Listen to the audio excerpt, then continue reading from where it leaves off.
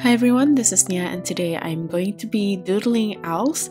I've been enjoying doodling lately and I decided to try to doodle with a completely different style compared to what I'm used to. I came into this not knowing how to actually approach it, but hopefully I can still demonstrate and explain the steps and my thinking process as I go. First, here I'm simplifying the shape of the owls as circles and ovals to allocate the position so they can fit within my page. I like to play with the size and how round and long they are sometimes. Once I'm happy with the allocation of the space, I'm going to start drawing and doodling different types of owls. I had Pinterest open when I was sketching the different owls just to look at different features and mix and match them within the space that I have. And I also try to play a little bit with the poses as well so they don't look static. I mostly play with the head and the face, creating slightly different shapes, but I'm also sketching in a fairly loose way just to get my ideas down quickly. They usually have a heart-shaped face. You can play around with how wide or narrow they are, and sometimes I like to add rims around the sides and ears as well as eyebrows, which might be closer together or further apart.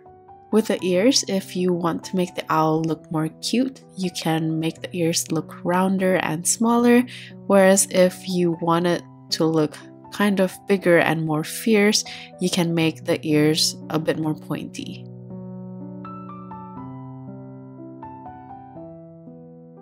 You can also play around with how they're posing. For this one, I tried to make a funny one, so the owl is looking sideways. To draw this out, I actually tilted my head fully just like the owl, so it's easier for my perspective. And just have fun with this step. Try to experiment with the different shapes and combination of the features. As for the area of the body and the wings, I mostly just kept them blank since I can just freehand doodle some dots and markings later as I paint.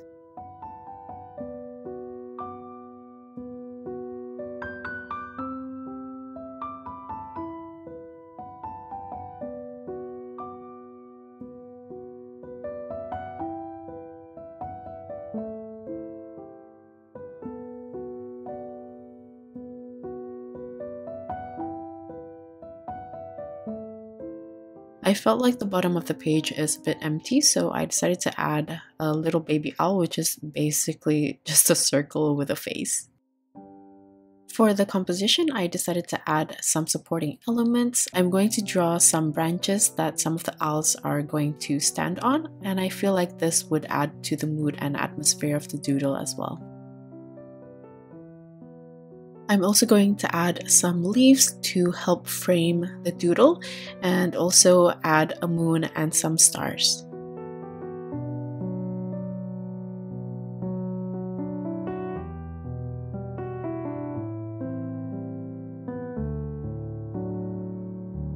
I'm fairly happy with the composition now, so I'm just going to clean out some of the outlines for the extra pencil marks. They're going to mostly be painted with a dark value though, so it doesn't matter if it's a little bit sketchy. I'm also going to fix the really ugly moon and also reposition some of the stars so they can fit a bit better. Next, let's go over the colors. This is Permanent Yellow Deep by Holbein, Prussian Blue by Holbein, Yellow Ochre by Holbein, Buff Titanium by Daniel Smith, Burnt Umber by Holbein, and Rose of Ultramarine by Daniel Smith. I'm also going to use Bleed Proof White by Dr. Paige Martins, my Finetec Gold palette, as well as my Snowman Drawing Pen. Let's begin to paint. To tell you the truth, I didn't really have a game plan when I was painting, so the first feature that I looked at was the color of the eyes. I want all of the owls to have yellow eyes, so I just painted them all using Permanent Yellow Deep. And for the larger eyes, I added a little bit of the Rose of Ultramarine, which I might just say purple in this video to make it shorter, to make the yellow a little bit deeper and a bit orangey. Now I'm going back to the first owl and painting the face using buff titanium. Then for the rim, I decided to use a mix of burnt umber with a touch of purple. And I made the rim a little bit textured by painting on lines. As for the top of the head and the wings, I used the same color with added yellow ochre, then use a thin consistency for the belly or the rest of the body. Once I'm done, I'm just going to leave this one to dry and move on to the next one. I'm going to use more or less the same color mixtures for all of these owls, starting with buff titanium for the light part of the color. Then for the head surrounding the mask, I used the brown that I already had on my palette with the added yellow ochre. Then I added more burnt umber for darker brown to paint the eyebrows and the ears. For the side of the rim, I'm going to use a mix of burnt umber and purple to darken the brown further, and with the same color, I'm also going to paint some lines for the wings. You don't have to follow the exact same color combinations as what I'm using here. You can even use different hues if you want this to look more colorful. I want mine to have an autumn feel, so I'm painting this mostly with browns. So I'm just going to share with you my color mixing method so you can customize your painting according to how you want to color them. My way of painting here might be a bit confusing. That's because I haven't really made up my mind how I would like to add on the texture. So after painting it on, I decided to just smudge everything. But anyway, getting back to the color combinations, obviously you can use these colors as how they are, but to create different tones, starting with the light brown, I like to use buff titanium as the main brown or the base, and you can play around with the tone. As an example, by adding yellow ochre if you want a slightly yellow tint, or even use purple to make it a bit pinkish, or you can add burnt umber if you want the buff titanium to look a bit more muted and dark. Of course, you can play around with the consistency as well to create different values. And if you are using burnt umber, which is a dark color, to mix with the buff titanium, you might want to only use a little bit and also use a light consistency, so it doesn't become too dark. As for the mid-tone brown, I like to use burnt umber as the main brown, and you can add yellow ochre as well, or just mix the two in equal ratio. And if you want to darken it slightly, you can add a little bit of purple. You can also add permanent yellow deep for a brighter yellow brown. As for the dark browns, I like to use burnt umber as my main brown. To darken it, I like to add purple in a thick consistency as well as Prussian blue. The purple will just make it look a bit richer and darker, but the Prussian blue will turn it more into a blackish gray because it will mute the color as well. As you can see here, I went back to the previous owls to add some markings on the body. This is not exactly necessary to do now, but I was just trying to figure out how I want to go about this in terms of style. So I wanted to just see how it looks. If you're going to go along with the style, you can just paint all of the base color for the owls first before adding on the doodle textures on top, since you do want to wait for the base color to completely dry so the details on top can look nice and crisp. So for the rest of these owls at the bottom, I'm just going to go ahead and paint all of the base colors.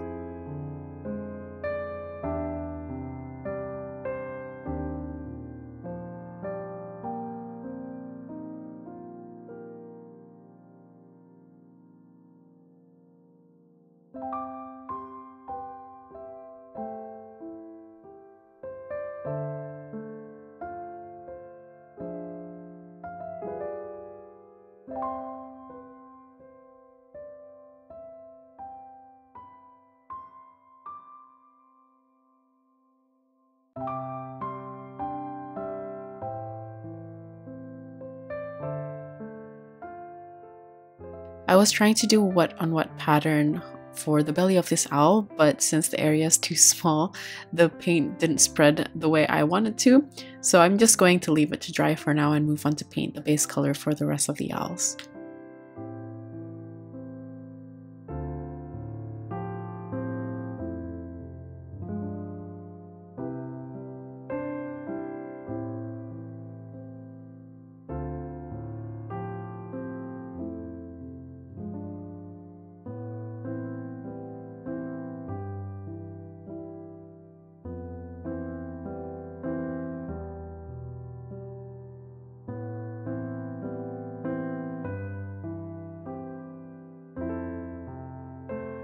As you can see, when I'm painting the base color, I'm going to paint the face last.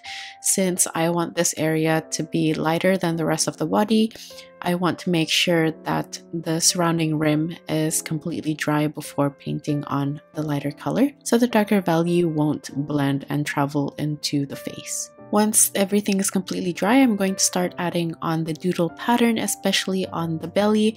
I want this part to look kind of graphic and flat, and you can also do this with pen or colored pencils or other mediums you might think of. You can add patterns like curved lines, vertical or horizontal lines, dots, triangles, and anything you can basically think of. Since some of the base colors here are fairly light, I'm adding on the pattern using a dark value so it can stand out against the light base color.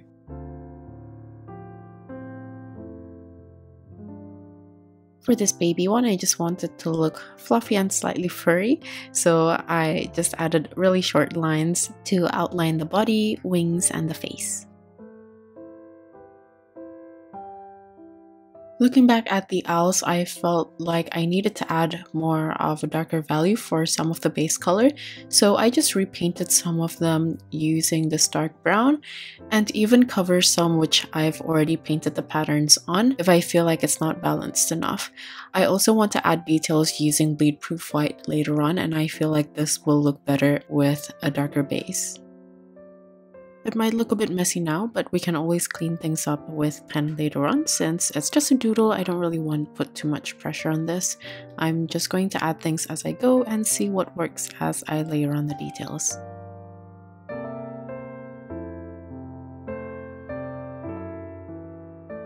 After adding on the darker values, I felt like the doodle makes more sense and it doesn't look too busy at the same time. I'm going to just wait for the dark base to completely dry, and meanwhile I'm going to paint on the beak using a really dark brown from burnt umber, purple, and Prussian blue in a very thick consistency.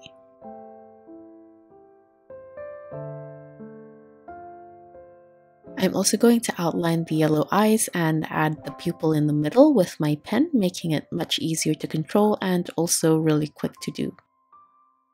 This is also where you can start to see the character of the owls as well, which is why I really like this part of the painting.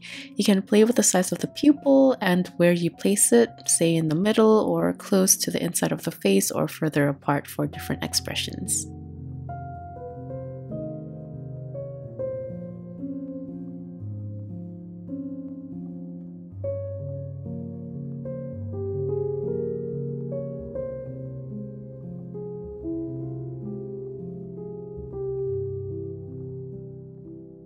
For the claws or the feet, I'm just going to paint 3 lines on either side using the same color as the beak.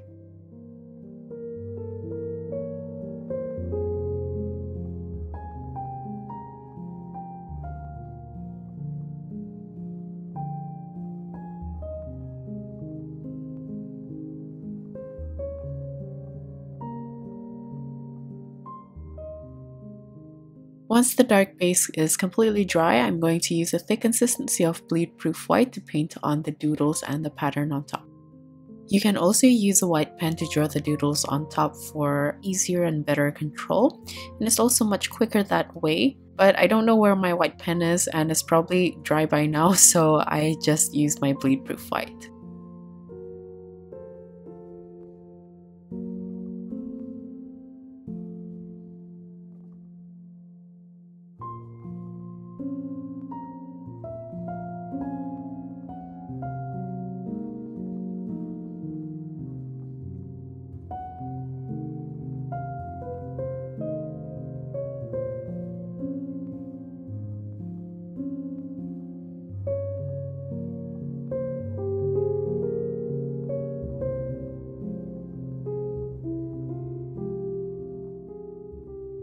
As for smaller light areas, I'm going to use my pen to doodle certain details on top, like the ears and the face. Once I'm done, I'm going to paint on the leaves. The green that I'm going to make is very dark and muted. I used a mix of Prussian blue, permanent yellow deep, and rose of ultramarine to darken it. You can also add on some of the browns for a slightly different tone. To make it easier, I like to paint on each individual leaves first, and then I'm going to paint the stems all in one go since I'm going to switch to my smaller brush for that.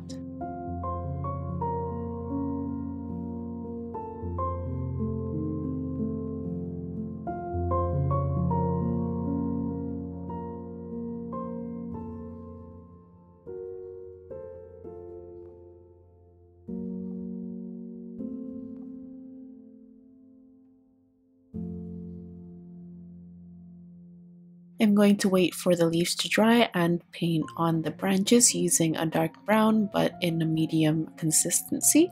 This way there will be a little bit of a slight variation of the value so it doesn't look too flat. As for the color, I used a mix of burnt umber, Prussian blue, and rose of ultramarine.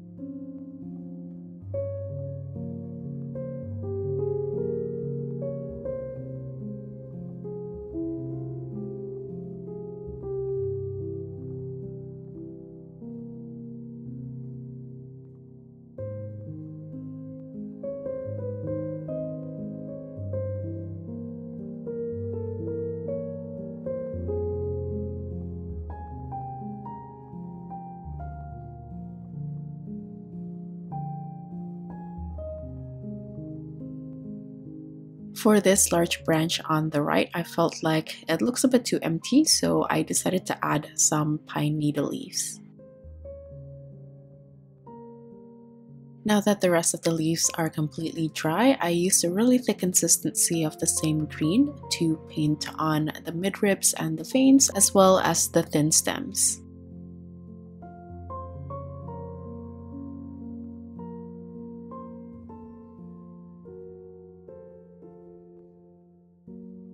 I really enjoy doodling on the owl, so I decided to just add more finer details, especially around the face and some of the still empty spaces.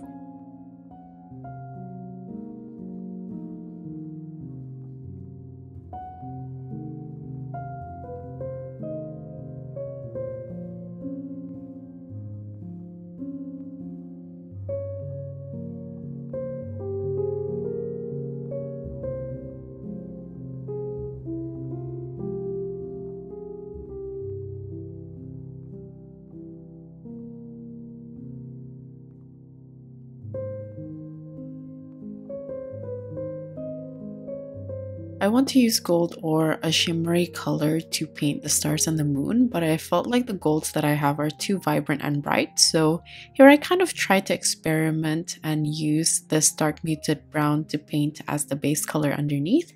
My idea is that the gold can be quite transparent sometimes and the darker muted color can show through. For the shine lines next to the stars, I'm going to use just normal gold without using the underpainting, and you can actually see a slight difference in the tone, so you can make your own decision whether you want to paint it with an undertone or paint it straight with the gold. I want to paint the base color in a medium consistency so it's dark enough to show through, and I want them to be completely dry before adding on the gold on top.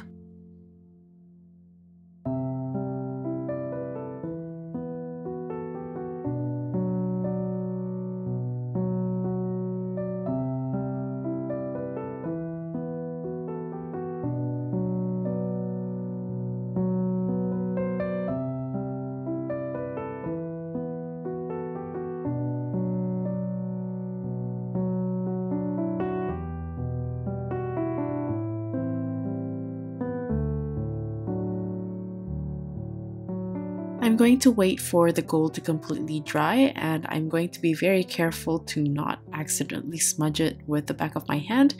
Meanwhile, I'm going to just outline and also add some textures on the branches to make it look a bit more three-dimensional, but also illustrative at the same time.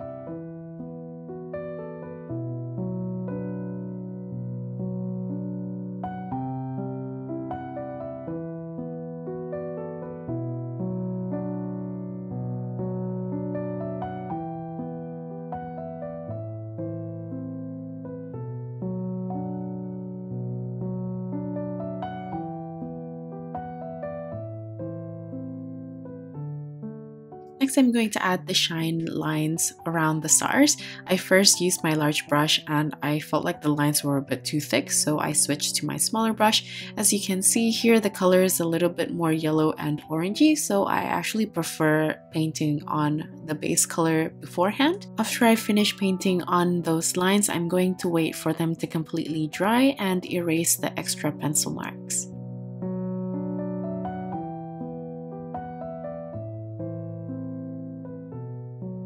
Once the doodle is clean, I felt like it has some empty spaces which I'm going to fill up by adding some dots with my gold.